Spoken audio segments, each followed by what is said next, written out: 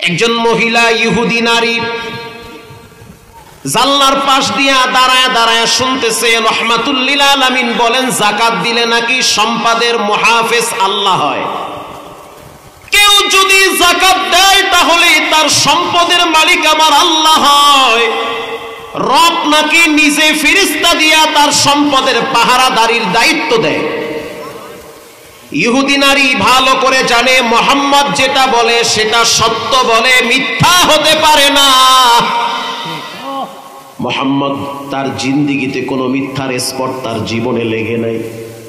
ওয়ামা আরসালনাকা ইল্লা রাহমাতাল লিল আলামিন।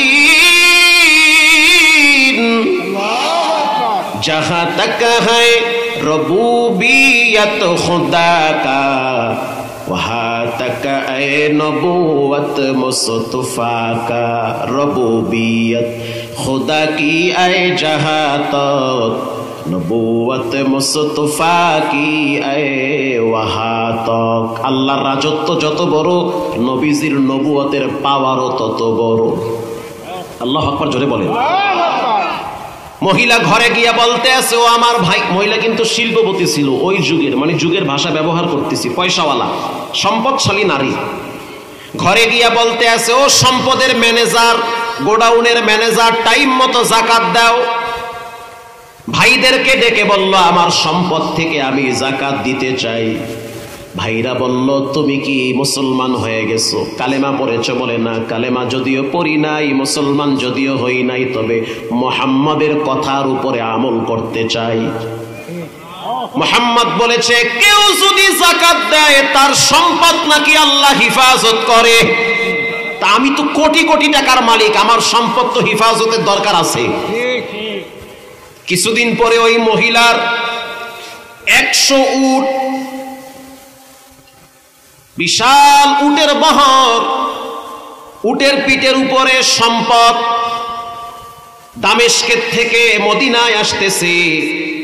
আর তখন পাহাড়ি অঞ্চলে ডাকাতি হইতো। আমাদের দেশে মাঝে মাঝে গ্রাম অঞ্চলে গরু চুরি হয় কি হয় না, তো ডাকাতি হয়।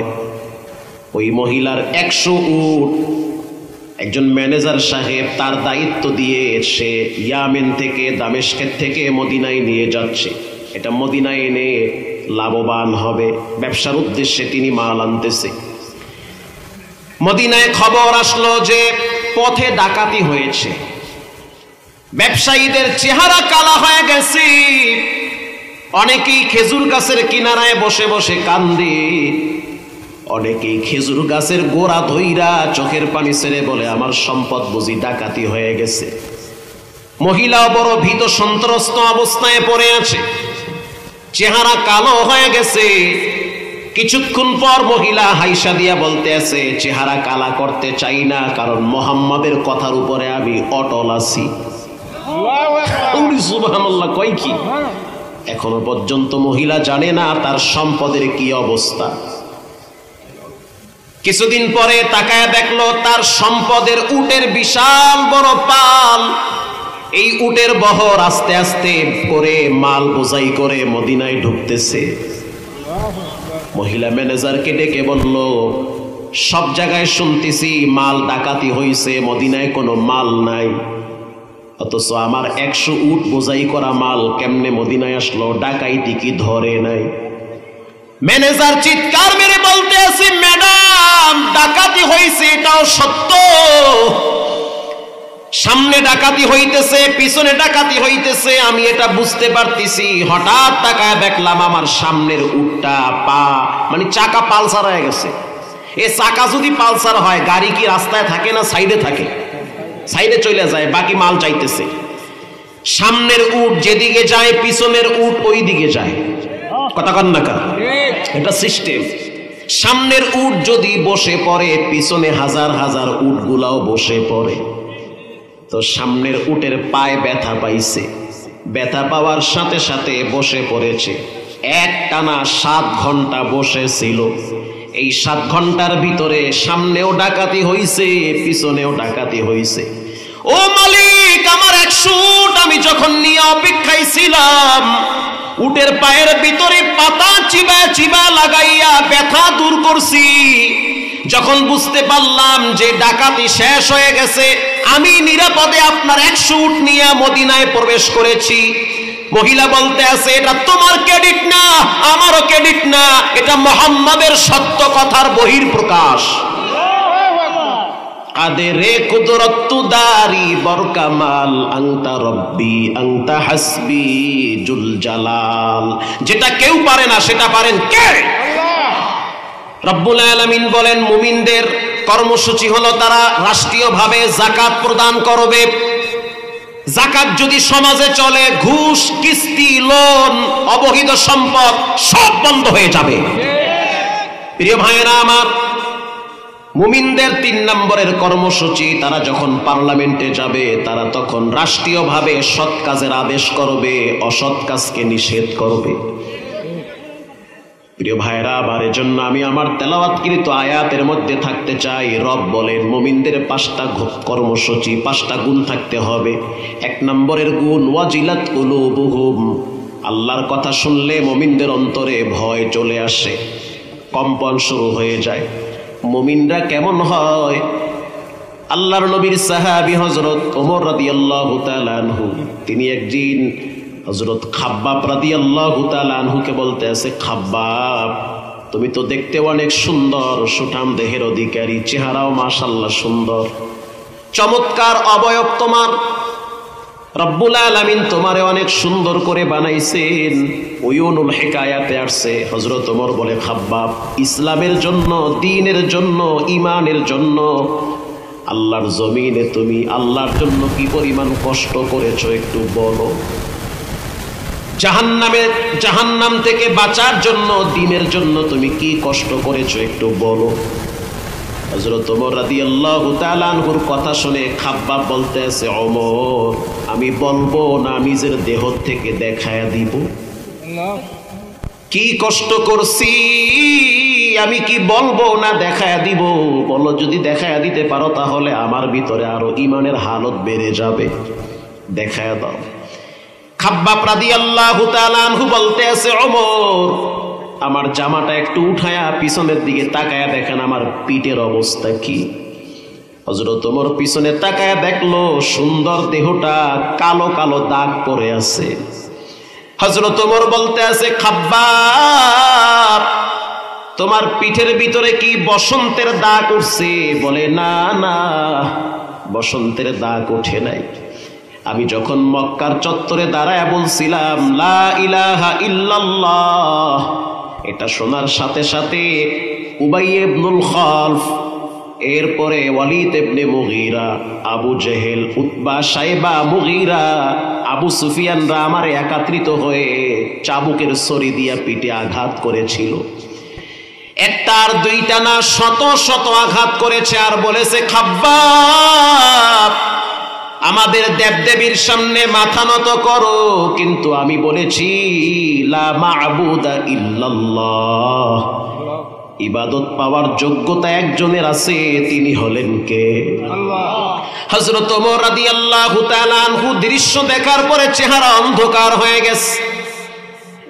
খাব্বাব বলতে আছে, ওমর শুধু এতটুকুন দেখলে হবে না, আমার সতর দেখাইতে আপনারে পারি না, এটা দেখানো হারাম, দেখাইতাম আমার নিচে কত আঘাত পড়ে আছে।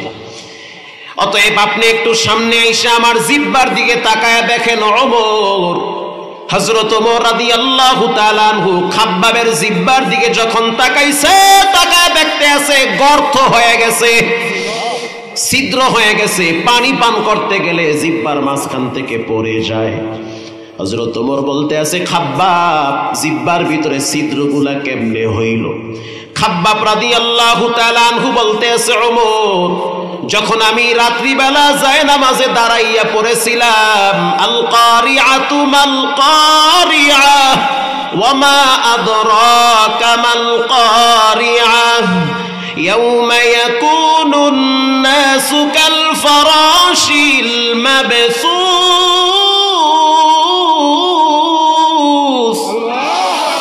এই আওয়াজ শোনার পর আবু জেহেলের মেজাজ গরম হয়ে গেছে, সবাইরে ডাইকা বলতে আছে, ওরে ইচ্ছা মতো পিটাইতে থাকো, কেন আমি কোরআনের আয়াত তেলাওয়াত করলাম? পিটাইতে পিটাইতে আমার জমিনে সবাই ফেলাইছে, আমি অজ্ঞান হয়ে গেছি, আমার হাত দড়ি দিয়া বাঁধছে, বাম হাতটাও বাইদা দুইটা খেজুর গাছের সাথে লটকাইছে। এরপরে আমি জিহ্বা লড়াইয়া পড়ছি, আল্লাহু হাজিরিন আল্লাহু নাজিরিন। এক সেকেন্ডের জন্য আমার মাওলার জিকির আমার জিহ্বা থেকে নামাইতে পারে নাই। আবু জেহেল বলতে আছে, জিহ্বার ভিতরে কাঁটা ঢুকায়া দাও। ওরে ওমর, আমার জিহ্বার ভিতরে বড় বড় বিষাক্ত পাহাড়ি কাঁটা ঢুকায়া দিয়েছে। এরপরও আমি বলেছি, লা রাজ্জাকা ইল্লাল্লাহ, রিজিক দেওয়ার মালিক কে? একটা ছেলের জন্য একটা মেয়ে যদি জীবন দিতে পারে, একটা মেয়ের জন্য একটা ছেলে যদি গলায় দড়ি দিতে পারে, রাত জেগে জেগে ঘন্টার পর ঘন্টা মোবাইলে যদি কথা বলার মতো মানসিকতা থাকে, যেই লোকটা তার রবকে ভালোবাসে, তার নবীকে ভালোবাসে, 100 বার জমিনে তাজা রক্ত ঢালতে পারে কোরআনের রাজ কায়েম করার জন্য। হাসতে বলবেন না, জোরে বলেন ঠিক না ব্যাঠিক? এজন্য ঈমানকে মজবুত বানান। মুমিনদের প্রথম গুণ হলো ওয়াজিলাত কুলুবুহুম, আল্লাহর কথা শুনলে মুমিনদের অন্তরে কম্পন শুরু হয়ে যায়। ওয়া ইযা তুলিয়াত আলাইহিম আয়াতুহু যাদাতুহুম ঈমানা, মুমিনদের 2 নম্বরের গুণ, মুমিনদের সামনে কোরআন তেলাওয়াত করা হইলে তখন তাদের ঈমানটা দিন দিন বাড়তে থাকে। কেমন বাড়তে থাকে? ওয়া আলা রাব্বিহিম ইয়াতাওয়াক্কালুন, তখন তারা বলে, আমেরিকা আমাদেরকে খাওয়ায় না, ভারত আমাদেরকে চালায় না, রাশিয়া আমাদেরকে চালায় না, আমাদেরকে খাওয়ায় এবং চালায় একজন স্রষ্টা, তিনি হলেন কে? আল্লাহ বলেন, তারা যখন কোরআন পড়ে তখন তাদের ভিতরে ঈমান বাড়তে থাকে, তাওয়াক্কুল ভরসা রবের উপরে করে। মুমিনদের 4 নম্বরের গুণ, 3 নম্বরের গুণ, আল্লাযীনা ইউকিমুনাস সালাতা ওয়া মিম্মা রাযাকনাহুম ইউনফিকুন। মুমিনদের গুণ হলো মুমিনরা সালাত কায়েম করে, মুমিনদের গুণ হলো মুমিনরা আল্লাহর রাস্তায় সম্পদ ব্যয় করে। কেউ যদি চায় তাকে না বলে না। আমরা ইসলাম চাই কি চাই না? জীবনে একবার হলেও মক্কা মদিনায় যেতে চাই কি চাই না? আল্লাহ কবুল করুক, জোরে বলেন আমিন। আপনাদের কাছে একটা ছোট্ট আবদার রাখবো, কষ্ট হবে? আবদার হলো, ওই যে দেখেন না সেনাবাহিনী দাঁড়ায় রয়েছে, বুঝতেছেন তো কেন দাঁড়ায় রয়েছে? মুক্ত হস্তে কিছু দান করবেন, 100 টাকা হলেও দিবেন, না বলবেন না, ইনশাল্লাহ বলেন ইনশাল্লাহ। মালের সাদাকা করেন, সাদাকার একটু আমল করেন। এই যুবক ভাইরা, আপনারা মাঝখানে নেমে যান আর আপনারা বিসমিল্লাহ বলে কিছু দান করেন, দেন ইনশাল্লাহ। এই যুবক ভাইরা, প্যান্টের পকেটে হাত দেন। কেউ সামনে দিয়ে গেলে না বলতে হয় না, কিছু দিতে হয়। একবার দিছে, আরো একবার দেন না ভাই, রব আপনাকে আর এক জায়গা থেকে দিয়ে দিবে। দানের ক্ষেত্রে না বলবেন না। কেউ যদি হাত পাতে মাথায় ঝাঁকি দিয়েন না, ধমকও দিয়েন না। হতে পারে 20 বছর পর আপনার ছেলে তার বাড়িতে গিয়ে হাত পাতবে, কথা কর না কা। 4 নম্বরের গুণ হলো মুমিনরা সালাত কায়েম করে। 5 নম্বরের গুণ, মুমিনরা আল্লাহর জন্য সম্পদ ব্যয় করে। 1 নম্বরের গুণ, মুমিনরা রবের কথা শুনলে ভয় পায়। আজান হওয়ার পর কেন আপনি চুপচাপ দাঁড়িয়ে আছেন? লড়েন না কামনে, কোনো শীত গরম নাই। আজান হয়ে গেছে, তারপরও আপনার ভিতরে পরিবর্তন নাই। কেন নাই? আপনার ভিতরে কি রবের ভয় নাই? রব আপনাকে মসজিদে ডাকতেছে, তারপরও আপনি তেরামি কইরা মোবাইল টিপতেছেন। মনে রাখবেন, এই হাতের শক্তিও একদিন থাকবে না। সেটা কালও হতে পারে, পরশু হতে পারে, 3 দিন পরও হতে পারে। চাটমোহরে একবার বয়ানে গেছিলাম। চাটমোহর কোন দিকে? এই দিকে। অষ্টমণিতে গত বছর আইছে, এই বছরও ডেট চাইছে, দেই নাই, সুযোগ হয় নাই। ভাঙ্গুরা আসবো ইনশাল্লাহ জানুয়ারিতে 2 বার। তা আসি মাঝে মাঝেই ফাঁকে ফুঁকে এদিকে সেদিকে। চাটমোহরে বয়ানে ঢুকতেছি, বড়ই গ্রাম দিয়ে একটা রাস্তা আসছে, বড়াই গ্রাম। আসরের নামাজ পড়লাম রাস্তার পাশে এক মসজিদে। তো উজু খানার ওয়ালের সাথে লেখা দেখলাম, হে যুবক, যদিও তুমি মসজিদে আসবা না, কিন্তু মসজিদের পালকি টাইম মতো তোমার বাড়িতে চলে যাবে। আই হাই, কয় কি? যদিও মসজিদে আসবা না, কিন্তু টাইম মতো পালকিটা তোমার বাড়িতে ঠিকই চলে যাবে। লম্বা টাইম মেসওয়াক করলাম, মেসওয়াক করা ভালো, মেসওয়াক করা সুন্নত। আর সিওয়াক সব নবীরা মেসওয়াক করেছে। মেসওয়াক করলে হার্ট ভালো থাকে, মেসওয়াক করলে কণ্ঠ সুন্দর থাকে। মেসওয়াক যারা করে মৃত্যুর সময় তাদের কালেমাটা মনে থাকে। তাহলে বুঝেন মেসওয়াকের পাওয়ার কি। কোটি টাকার চেয়েও বড় সম্পদের নাম হলো মেসওয়াক। লম্বা টাইম বসে বসে মেসওয়াক করতেছিলাম। মসজিদের সভাপতি সাহেব, তিনিও দিনদার মানুষ, রিটায়ার্ড পারসন, তিনিও উজু করার জন্য আসলো উজুখানায়। তো উজু শেষ হইল, দুইজনে গল্প করতেছিলাম। হুজুর আপনারা তো চিনা চিনা লাগে। সে আমার বয়ান বাইর করে দেখাইতেছে, এদিকে আপনার ওয়াজ। আচ্ছা গেল। এই যে ওয়ালের সাথে লেখা দিছেন, যদিও মসজিদে আসবা না কিন্তু মসজিদের পালকি বাড়িতে যাবে, এটা কেন লেখছেন? দীর্ঘ নিঃশ্বাস ছেড়ে বলতে আছে, হুজুর এর পিছনে একটা কারণ আছে। কারণটা হলো এই মসজিদের আন্ডারে প্রায় কয়েকশো বাড়ি আছে। বাড়ি আছে না? প্রত্যেকটা ঘরে ঘরে উপযুক্ত পুরুষ, বালেক পুরুষ, যাদের উপরে নামাজ ফরজ, তারা আছে না নাই? কিন্তু আসে না। ফজরের টাইমে মাত্র ৩-৪ জন নামাজ পড়ি, জোহরের টাইমে মাত্র ৫-৭ জন পড়ি, অথচ প্রত্যেক ঘরে ঘরে পুরুষ মানুষ ঘুমাইতেছে। এই পুরুষগুলা ফজরের টাইমে কাজের জন্য বের হয় কিন্তু মসজিদে আসে না। ফজরের টাইমে চায়ের দোকানদার চুলা জ্বালাইয়া চা গরম করে কিন্তু মাগার মসজিদে যায় না। হে রিকশাওয়ালা, অটোওয়ালা, শুনে নাও, কোন শয়তানে তোমারে পাইছে? তুমি কেন ফজরের টাইমে পেট্রোল দাও অথচ তুমি মসজিদে যাও না? কোন শয়তান তোমার ঘাড়ের উপরে বসে তোমারে পরিপূর্ণ দখল করে দিয়েছে? তুমি ফজরের টাইমে কৃষি কাজ করার জন্য খেতে যাও অথচ পাশে মসজিদ, উকি মাইরাও কেন দেখো না? অথচ রব তোমারে বলে হাইয়া আলাস সালাহ, কল্যাণের দিকে আসো, হাইয়া আলাল ফালাহ, আসতে থাকো, সফলতার দিকে আসো, অকল্যাণ থেকে ফিরে আসো। তো বুঝো না, নামাজ ছাড়া কোনোদিন এই সম্পদ আর এই রিক্সা অটো চালানোর ভিতরে কোনো সফলতার বরকত থাকতে পারে না। আল্লাহরে ফাঁকি দিয়া যেই সম্পদ কামাইবা, মনে রাখবা মরার পরে দেখবা ছেলে মেয়ে দোয়া তো করবেই না, বরং সম্পদ নিয়ে মারামারি কারাকারি করবে। এজন্য ভাইয়েরা আমার, সভাপতি সাহেব বলতে আছে, হুজুর এই মহল্লার থেকে কিছু যুবকরা কক্সবাজারে গিয়েছিল ভ্রমণ করার জন্য। তো কক্সবাজার যাওয়ার সময় তারা গাড়ির ভিতরে ডেক সেট লাগাইয়া গানের ভলিউম বাড়ায় দিছে।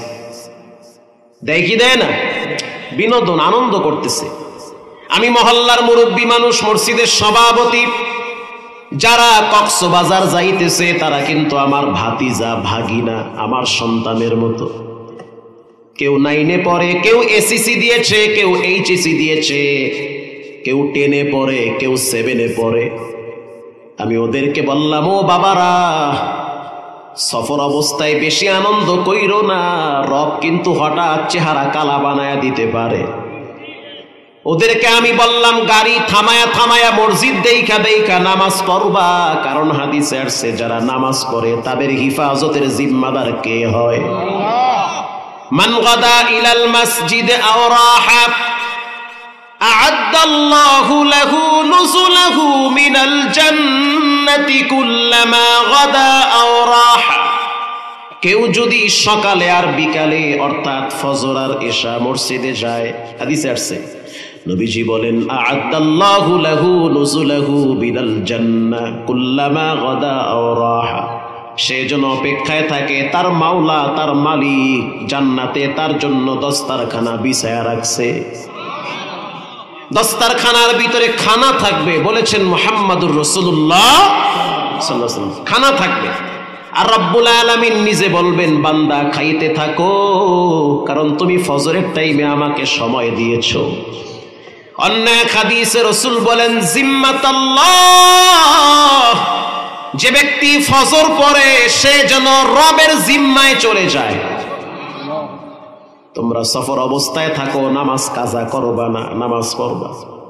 ওরা কি আর নামাজের কথা মনে রাখে? ওরা তো আছে গানের তালে, যাইতেছে যাইতেছে যাইতেছে, যখন কিছু দূর যাওয়ার পরে শুনতে পারলাম রাত্র ৩টার সময় খবর আসলো গাড়িটা অ্যাক্সিডেন্ট করেছে।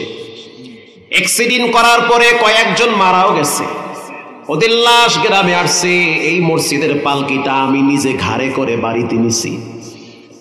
তখন আমি সিদ্ধান্ত নিছি ওয়ালে লেখা দিব, তোদের পাও ধরছি, যদিও তোরা মসজিদে আসবি না, কিন্তু মসজিদের পালকি ঠিক টাইম মতো তোমার বাড়িতে হাজির হয়ে যাবে। কথা কন না কা? যুবক, তুমি যদি জিনা করো তারপরেও বলবো নামাজ ছাইরো না, যদি হারাম খাও তারপরেও নামাজ ছাড়বা না, যদি মিথ্যা বলো তারপরেও নামাজ ছাইরো না। এক সময় দেখবা জিনা থাকবে না, হারাম থাকবে না, নামাজ ঠিকই থেকে যাবে। মুকুম চুস্তি নামাজে পানজেগানা ফাওয়াইলুল লিল মুসাল্লিনাল্লাযীনা।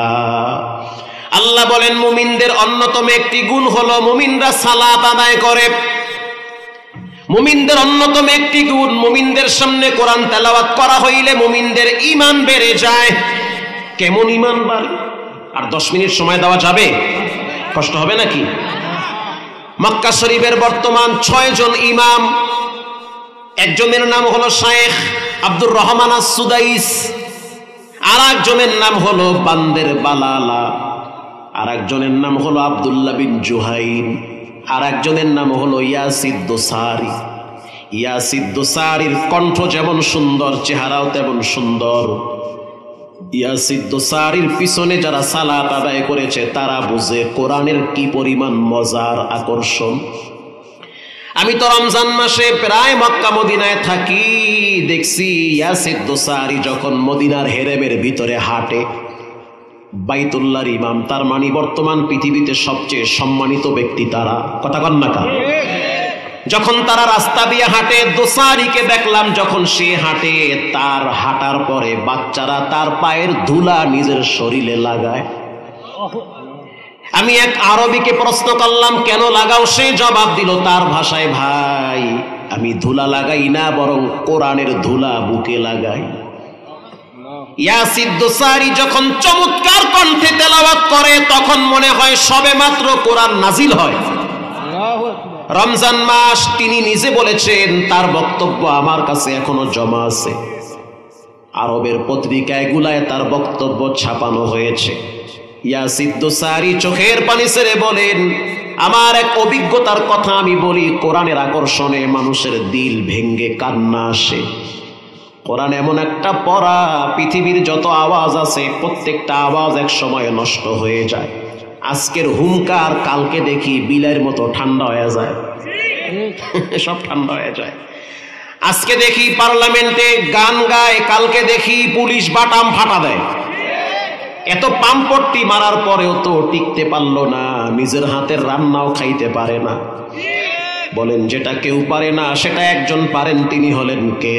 আল্লাহ। কিন্তু জন্মের পরে কোরআনের আওয়াজ এতবার শুনি, এতবার পড়ি, কসম খোদার একটা বারের জন্য এটার মজা স্বাদ নষ্ট হয় না, ভালোই লাগে। আপনি গুলশানে নামাজ পড়বেন, তারাবি মনে হইতে আছে আপনি জান্নাতে আছেন। আজাদ মসজিদে তারাবি পড়েন, আপনি ধানমন্ডি তাকওয়াতে যান, মনে হইতে আছে আপনি প্রথম আসমানে ঘুরতে আছেন। হ্যাঁ, লিখে নেন আপনি। এক এক মসজিদে তেলাওয়াত শুনলে মনে হইতে আছে আমি জান্নাতের ভিতরে আরাম ফরমাইতেছি। এই পরিমাণ মানসিক আর শারীরিক তৃপ্তি পাওয়া যায় একমাত্র কোরআন দ্বারা, এটা সম্ভব। কোরআন ছাড়া চাপাবাজিতে সম্ভব না। ইয়াসিদ দোসারি বলেন, রমজান মাস এক এক জুমায় এক এক ইমাম জুমার সালাত আদায় করে, জুমার খুতবা দেয়। তো রমজানের শেষ জুমায় আমার খুতবার পালা আসছে। ইউটিউবে সার্চ দিয়া দেখবেন কাবার ইমাম ইয়াসিদ দোসারি। লাইট অফ করে দিবেন, জানলা বন্ধ করে দিবেন, কোনো সাউন্ড নাই, চুপচাপ মোবাইলটা অন করে শুনতে থাকবেন তেলাওয়াত, অথবা হেডফোন কানে লাগায়া ফুল ভলিউম বাড়ায়া দিয়ে শুনতে থাকেন। কসম খোদার 10 মিনিট শোনার পরে মনে হবে এর চেয়ে সুন্দর তেলাওয়াত পৃথিবীতে আর কিছুই হতে পারে না। দিল জুড়িয়ে যাবে, এক বিশাল প্রশান্তি পাবেন। কিসের দুনিয়ায় অশান্তি? সব অশান্তিকে দূরে ঠেলে দিয়ে কোরআনের তেলাওয়াতেই মানুষের দিলে প্রশান্তি আসে। এটা রব বলেছেন। রমজান মাসের শেষ জুমায় আমি খুতবা দেওয়ার জন্য দাঁড়াইলাম। আরবের জমিন প্রচন্ড রোদের তাপ, রোদের তাপের কারণে মুসল্লিদের কষ্ট হয়, এজন্য ইমামরা ছোট ছোট সূরা দিয়া জুমা শেষ করে। ইয়াসিদ দোসারি বলেন প্রচন্ড রোদের চাপ, তীব্রতা এত বেশি যে মানুষ ঘামায়া যায়। সৌদি গভর্নমেন্ট বারবার তিনি এসির ঠান্ডা বাতাস প্যান্ডেলের ভিতরে মানে হেরেমের ভিতরে মারতেছে, তারপরও মানুষের শরীর ঘামিয়ে যায়, প্রচন্ড রোদের তাপ। ইয়াসিদ দোসারি বলেন ওই দিন জুমার মুসল্লি ছিল প্রায় 55 লক্ষ। 55 লক্ষ মুসল্লি জুমার সালাত আদায় করেছে কাবার হেরেমে। তিনি খুতবা দেওয়ার জন্য দাঁড়ায় গেলেন। আল্লাহুম্মা লাকাল হামদু কুল্লুহ ওয়া লাকাশ শুকরু কুল্লুহ, লাকাল হামদু বিল ঈমান ওয়া লাকাশ শুকরু বিল কুরআন। আল্লাহ তোমার দরবারে শুকরিয়া, তুমি আমাকে ঈমানের নিয়ামত দান করেছো। কোটি কোটি শুকরিয়া, অফুরন্ত এক নিয়ামত তাজা কোরআন আমার সিনায় তুমি ঢুকিয়ে দিয়েছো। গোটা পৃথিবী আমার পিছনে ঘুরে কোরআনের বরকতে। খুতবা সংক্ষিপ্ত করলাম কারণ খুতবা লম্বাও করা যায়, সংক্ষেপও করা যায়। খুতবা মানে বয়ান, খুতবা মানে নসিহত। আমি খুতবা শেষ করে চতুর্দিকে পুলিশ সেনাবাহিনী তারা আমাকে সেফটি দিচ্ছে, কাবার ইমাম। আমি তেলাওয়াত শেষ করে খুতবা শেষ করে নামাজের জন্য দাঁড়ায় গেলাম। আমি প্রথম রাকাতে তেলাওয়াত করলাম সূরা হাশরের শেষ কয়েকটা আয়াত। হুয়াল্লাহুল্লাযী লা ইলাহা ইল্লা হু আলিমুল গায়বি ওয়াশ শাহাদাতি হুয়ার রাহমানুর রাহিম।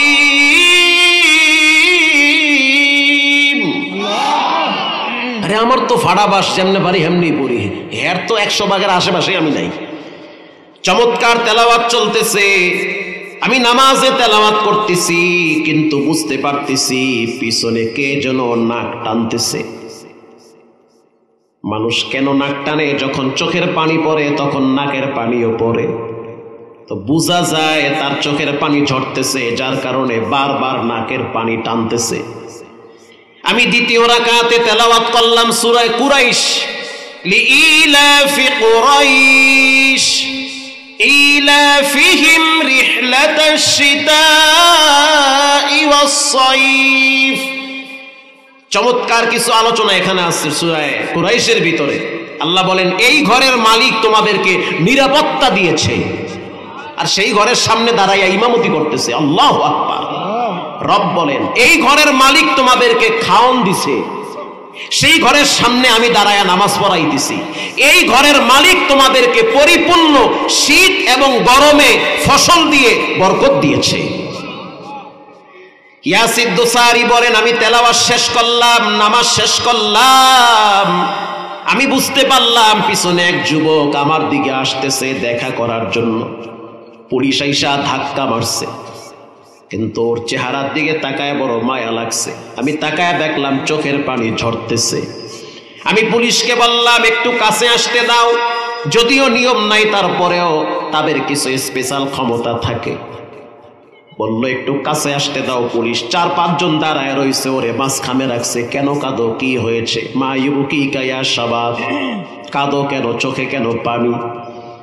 যুবক বলতে আছে হুজুর আমার শরীরে এখনো টেটো আঁকা। টেটো বোঝেন? টেটো টেটো আঁকা, মুসলমানের বাচ্চা। আমি কোনোদিন নামাজ পড়তাম না, শুক্রবারেও জুমা পড়তাম না। আমার বাড়ি হলো ফ্রান্সে। দোসারি বলেন, ইমাম বলেন আমার বাড়ি হলো ফ্রান্সে, কিন্তু আমার মা মুসলমান, বাবাও মুসলমান। আমি রমজান মাসেও রাত্রিবেলা গোপনে গোপনে মদ খাইতাম, মহিলাদের সাথে আড্ডা মারতাম। আমার মা বড় দিনদার মহিলা, তিনি অনেক কান্নাকাটি করেছে। ও মালিক আমি কিছুই চাই না, সন্তানটারে তুমি ভালো বানায় দাও। আমি আমার সন্তানটারে বললাম, ও সন্তান, আমার কিছু স্বর্ণ আছে, তোরে দিয়া দিলাম, তুই বিক্রি করে ওমরায় চলে যা। মুসলমানের বাচ্চা রমজান মাসেও মদ পান করেও ব্রেন মস্তিষ্ক কত নষ্ট হয়ে গেছে। আমি প্রথম সিদ্ধান্ত নিছি মায়ের প্রস্তাব প্রত্যাখ্যান করব, কিন্তু মা নাসরবান্দি রাত্রিবেলা আমার রুমে আইসা গেটের সামনে দাঁড়ায় বাচ্চাদের মতো কাঁদতেছে আর বলতে আছে, ও সন্তান, আমার মনটা চায় যেভাবেই হোক তুমি রমজান মাসে মক্কায় যাও। আমি পরের দিন সিদ্ধান্ত নিলাম যেভাবেই হোক রমজানের শেষ 10 দিন মক্কায় যেতে হবে। আমি আমার সাথে 2-1 মুসলমান বন্ধু বান্ধব ছিল, তাদেরকে নিয়ে চলে গেলাম ওমরা করার জন্য। আমি আজকে সকালবেলা জেদ্দা এয়ারপোর্টে নামছি, এরপরে ডাইরেক্ট চলে আসছি কাবায়। আসার পরে প্রথমে আমি ওমরা করছি। ওমরা কমপ্লিট করার পরে নামাজের জন্য অপেক্ষায় ছিলাম। দীর্ঘ কয়েক ঘন্টা আমি রোদের তাপে পড়তেছি, কেন আমি কাবার কাছে কাছে সালাত আদায় করব। আপনি যখন প্রথম রাকাতে কি যেন তেলাওয়াত করলেন, মনে হইতে আছে আমার কালো কলিজাটা কে যেন বাতাস দিয়া সাদা বানায়া দিতেছে। হুয়াল্লাহুল্লাযী লা ইলাহা ইল্লাহু আল মালিকুল কুদ্দুসুস সালামুল মুমিনুল মুহাইমিনুল আজিজুল জব্বারুল মুতাকাব্বির সুবহানাল্লাহি আম্মা ইউশরিকুন।